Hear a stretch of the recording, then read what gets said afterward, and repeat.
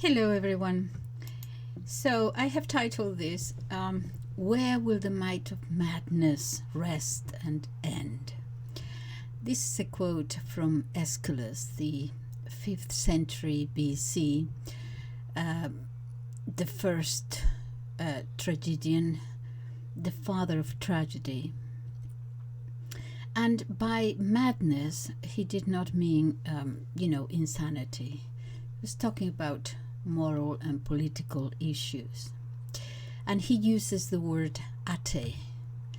Ate in ancient Greek, the meaning of it was, first of all, delusion, the personification of moral blindness and error, the personification of reckless impulses and rash actions, usually due to hubris, to arrogance of power many times. Ate is also the personification of blind folly, the personification of ruin, which is where we usually end up. In other words, atom is a sort of a microcosm of negative forces, such as deception, trickery, abuse, which lead people and countries down the path of ruin. And so therefore Ate is a muse, as it were, for storytellers, inspiring many plays, many cautionary tales about power and reputation and the perils of flying too close to the sun.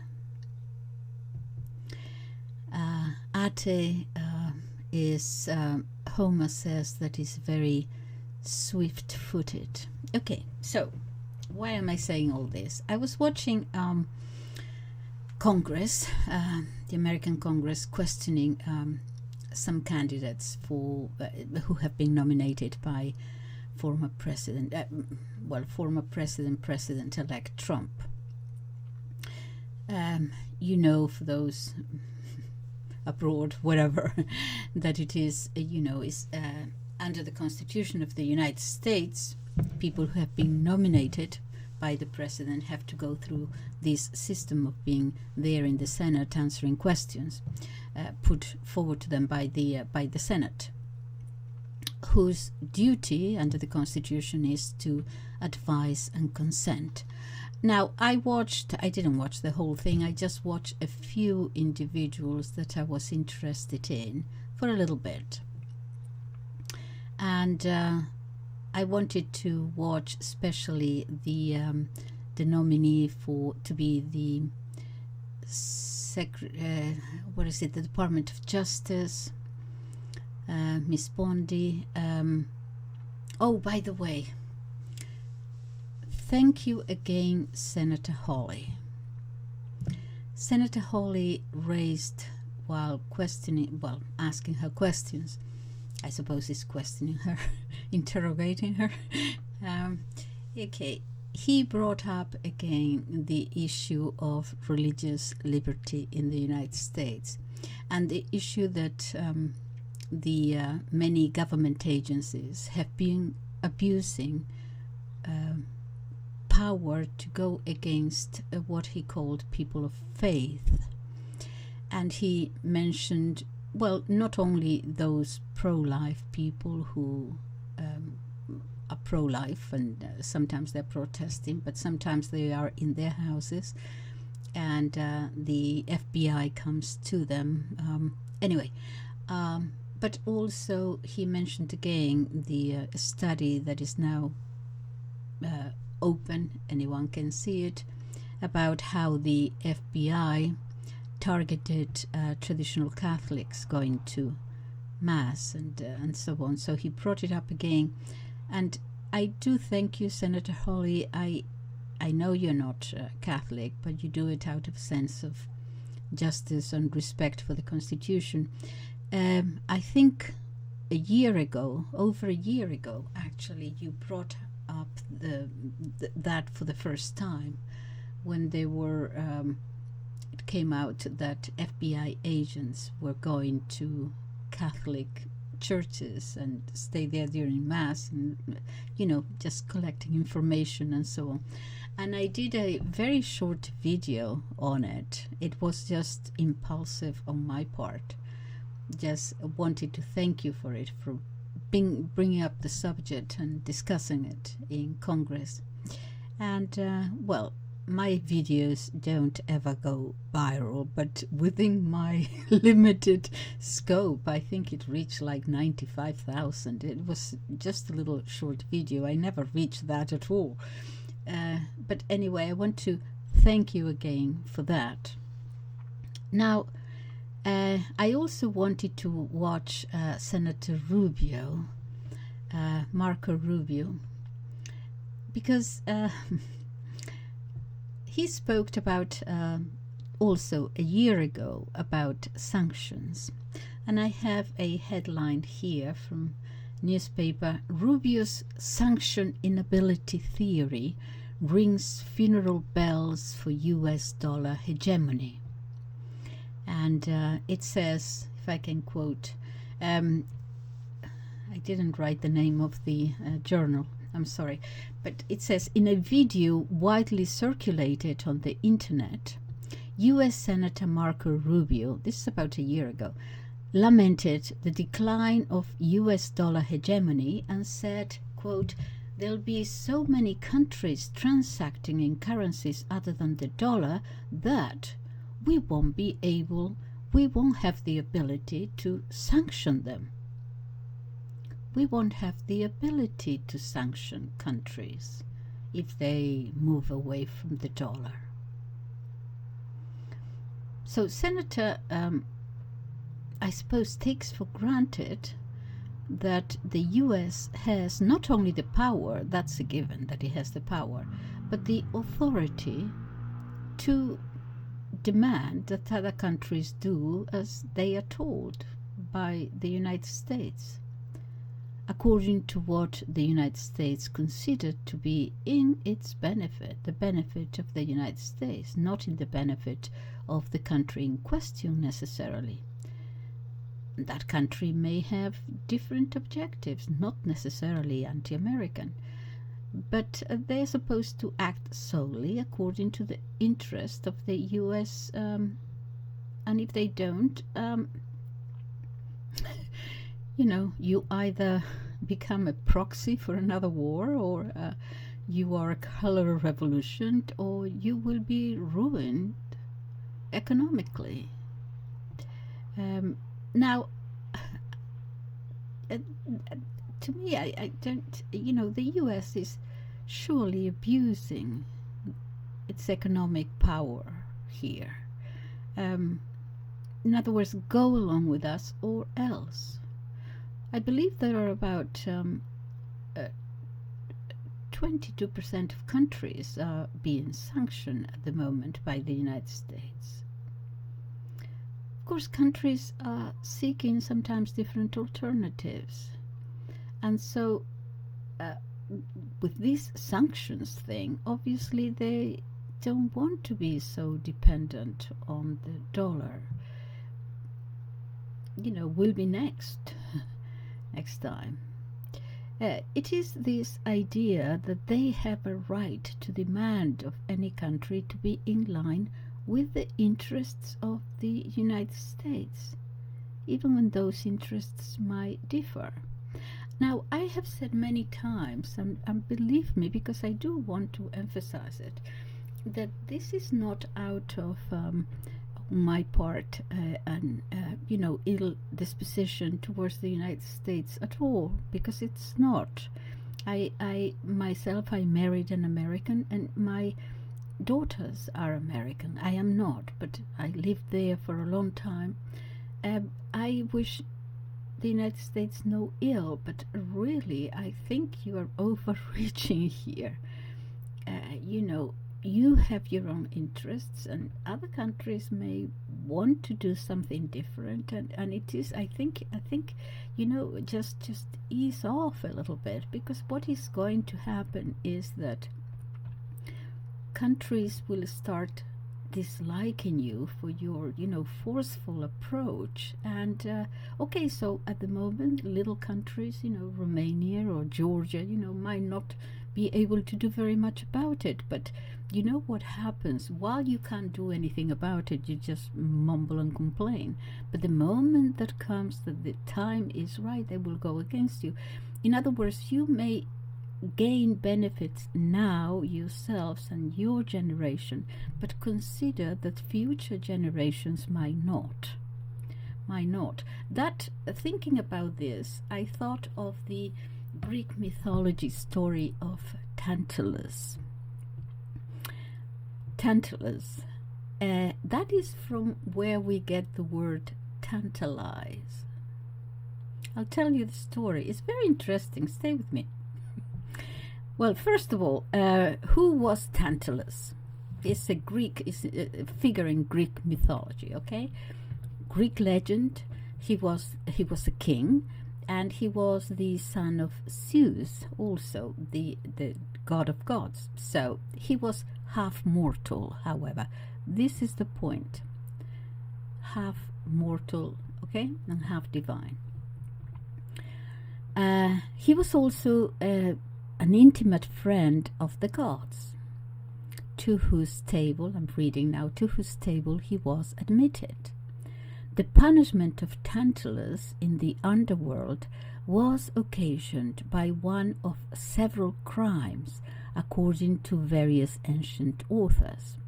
One is that he abused divine favor, his good luck and good he abused divine favor by revealing to mortals the secret he had learned in heaven.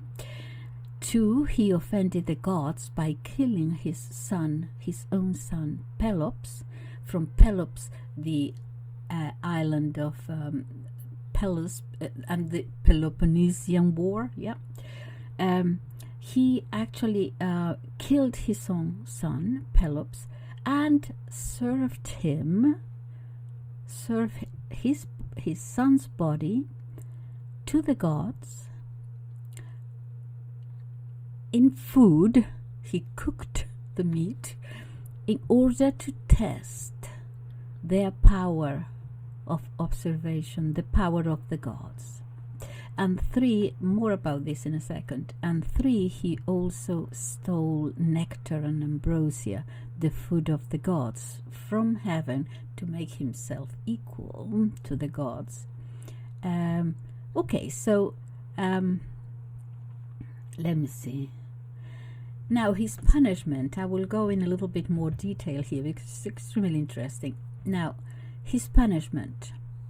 According to Homer's Odyssey, Tantalus stood up to his neck, as a punishment, stood up to his neck in water, which flowed from him when he tried to drink it, and over his head hung fruit trees that whenever he wanted to get a fruit to eat, the wind wafted away whenever he tried to grasp them. Okay, so let me see if I can do this. That is a very short summary, and I will tell you why I bring it up. The crimes of Tantalus. As a favored son of Zeus, Tantalus was an often welcomed guest at the banquet of the gods. But just like another welcome guest, Tantalus did not recognize how lucky he was. Misdemeanors would start to mount against Tantalus, for the king would often return to the mortal world and spread gossip about what had been said at the banquet tables. Then Tantalus would also attempt to steal some of the ambrosia and nectar served at the banquets, possibly in an attempt to make himself immortal. The worst crime committed by Tantalus, though occurred when the king invited the gods to a banquet hosted by himself, Tantalus himself. The Banquet of Tantalus. For some unknown reason, Tantalus decided to play a trick on the gods, and the king killed his own son, Pelops. The body of his son was then cut up, cooked, and then served as a meal to the gods. Most of the invited gods realize, because they were gods, realize what was occurring. But at the time, one of the goddesses, Demeter, was distracted for her daughters, because her daughter Persephone was in the realm of Hades, and so Demeter took a mouthful of the offered food. An angered Zeus ordered the Moirai, the Fates, to resurrect Pelops. The Moirai did this by recooking the meal in a magical cauldron, but it was soon discovered that a part of the shoulder of Pelops was missing. Demeter had eaten it. To replace the missing body, Demeter would have Hephaestus craft a replacement from ivory. Tantalus would be removed from his throne by Zeus, and Pelops, his son, placed upon it in his place. But then Zeus meted out eternal punishment to Tantalus. For all eternity, Tantalus would be made to stand chin deep in a lake of water, whilst above him was an orchard of trees bearing every conceivable type of fruit. Also above Tantalus was a perilously balanced stone. Every time Tantalus leant forward to drink of the water of the lake because he was thirsty, the water level would recede out of reach. He could never get a drop of water. And every time Tantalus reached upwards to get some fruit to eat, the wind will blow the branches of the trees out of his reach again. So for all time, Tantalus would go hungry and thirsty, tantalized by the food and drink just out of reach. The stone above him would also provide eternal worry, a fear that the stone would one day overbalance and fall on the former king. Tantalus, like other humans, would of course attend banquets and enjoy the hospitality of the gods. There are a number of different versions of what happened at one of the banquets. In one, Zeus punished Tantalus for misbehaving at a dinner. He was either rude or gossiping about the Olympians, and this was hubris and arrogance, or disrespecting the divine order. In the best-known version of the myth, Tantalus committed a depraved act that I just told you. He was determined to see if the gods were really all-seeing, as a difficult thing, challenging the gods, or making yourself like them.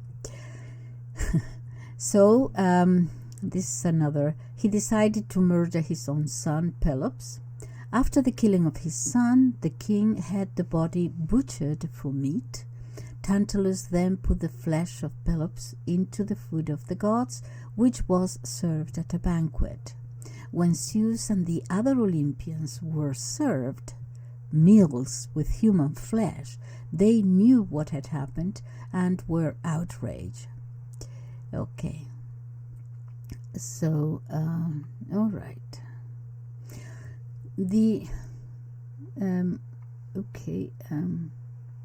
In another version of the myth, a huge rock hangs threateningly over his head for all eternity.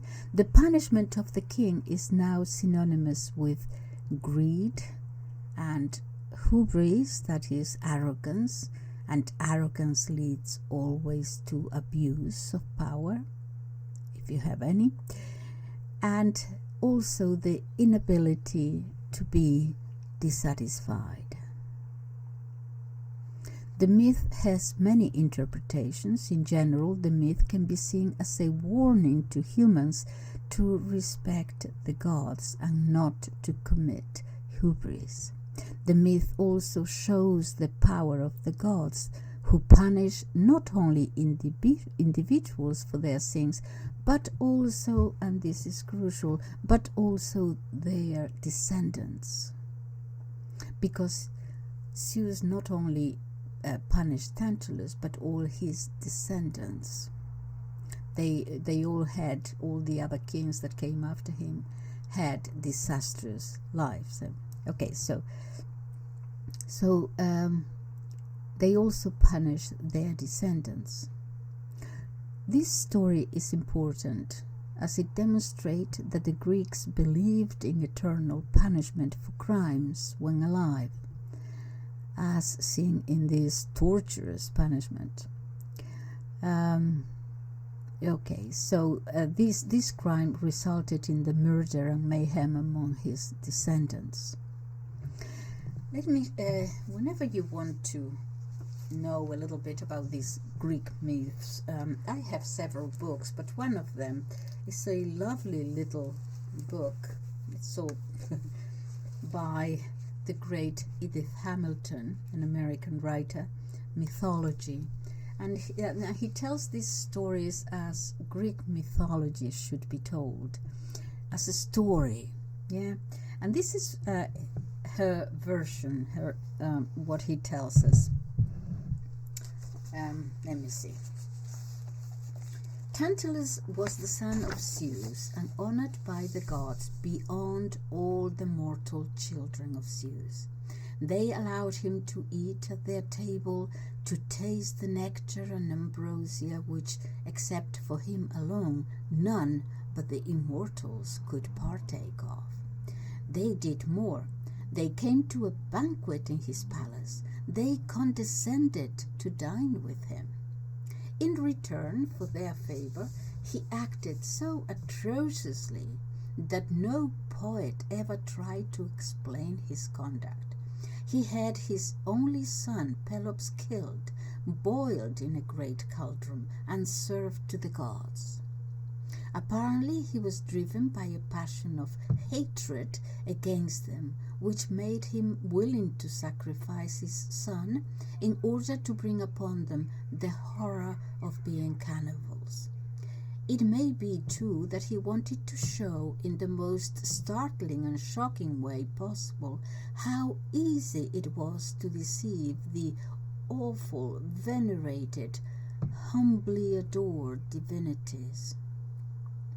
In his scorn of the gods and his measureless self-confidence, he never dreamed that his guests would realize what manner of food he had set before them. He was a fool. The Olympians knew the gods. They drew back from the horrible banquet, and they turned upon the criminal who had contrived it. He should be so punished, they declared, that no man to come, hearing what this man had suffered, would dare ever again to insult them. They set the arch sinner in a pool in Hades, hell, but whenever in his tormenting thirst he stooped to drink, he could not reach the water. It disappeared, drained into the ground as he bent down. When he stood up, it was there again. Over the pool, fruit trees hung heavy laden with pears and pomegranates and rosy apples and sweet figs. Each time he stretched out his hand to grasp them, the wind tossed them a high way out of reach. Thus he stood forever, his undying throat always athirst, his hunger in the midst of plenty, never satisfied. His son Pelops was restored to life by the gods, but they had to fashion a shoulder for him out of ivory. One of the goddesses, some say Demeter, some Thetis, inadvertently had eaten of the loathsome dish, and when the boy's limbs were reassembled, one shoulder was wanting. This ugly story seems to have come down in its early brutal form, quite unsoftened. The latter Greeks did not like it and protested against it. And anyway, she goes on to tell us a little bit more. So, classical Greek authors wrote about this myth when trying to teach about political arrogance, amongst other things. Abuse of power. Now, Aeschylus, that I quoted at the top, where will the might of madness rest and end? Okay, so Aeschylus is called the father of tragedy. He was really one of the very first tragedians in Greek plays. He's also the first whose plays still survive. The other tragedians were Sophocles and Euripides. He is often described as the father of tragedy. Critics and scholars' knowledge of the genre begins with his work, and understanding of earlier tragedies is largely based on inferences from his surviving plays. According to Aristotle, he expanded the number of characters in the theatre to allow conflict among them, whereas characters previously had interacted only with the chorus. Okay, so delusion, recklessness, folly, ruin. Mental aberration, infatuation causing irrational behavior which leads to disaster. Okay. A similarly pessimistic notion of divine punishment for guilt. Homer speaks of him and compares it to the parable of the prayers in the Iliad, where this Ate, this swift-footed delusion, abuse of power, hubris, outruns the slow prayers and forces men into error and punishment.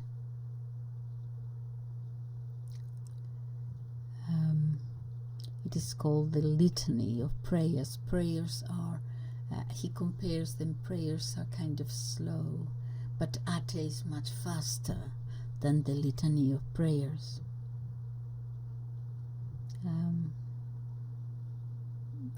Okay, so what I'm saying by this is that Senator Rubio perhaps should consider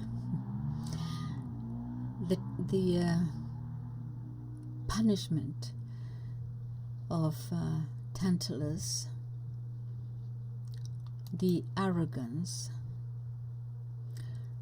the fact that not only was him punished, but especially his descendants. What comes the future of the country?